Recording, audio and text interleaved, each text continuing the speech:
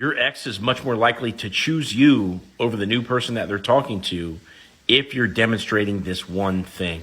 So one of the things that people are notorious for doing in new conversations is sort of subconsciously calculating, not consciously, but subconsciously calculating, what that other person's status and value is, by taking a look at how at ease they are, the things that they say, the speed with which they talk, the eye contact, the body language, all these things. Everybody's getting sized up.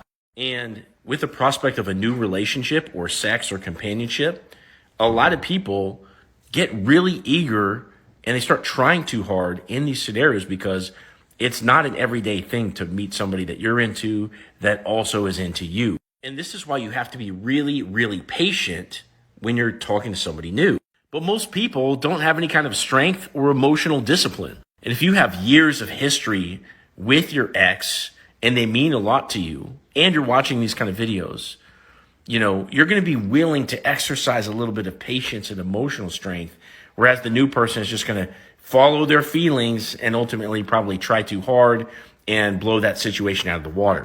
Even if your ex has met somebody new and they've chosen to get in a relationship because that person didn't drive them off yet, it's likely that over the next 3 months, it's going to stand to be seen whether or not they're actually going to last, because those first 3 months, people hide things.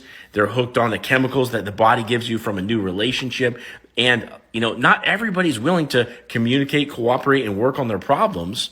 So new relationships are very often failures. But all that aside, if you can just make your attention a little bit harder to get, just a little bit harder to get, than the person that your ex is talking to. So that way, if that person's, demonstrating weakness and they're starting to get unattracted and they kind of creep back to you and kind of start testing the waters with you, if your attention is harder to work for than that of that new person, you're going to go up in the eyes of your ex on the social ladder. So demonstrate some restraint in your texting. Don't seem cold or indifferent, but when you're texting, don't be so quick to reply.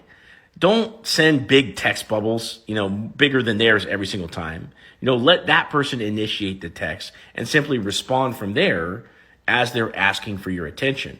So if you make your attention harder to get than that of the new person's, your ex is much more likely to choose you if they come back around and start talking to you again.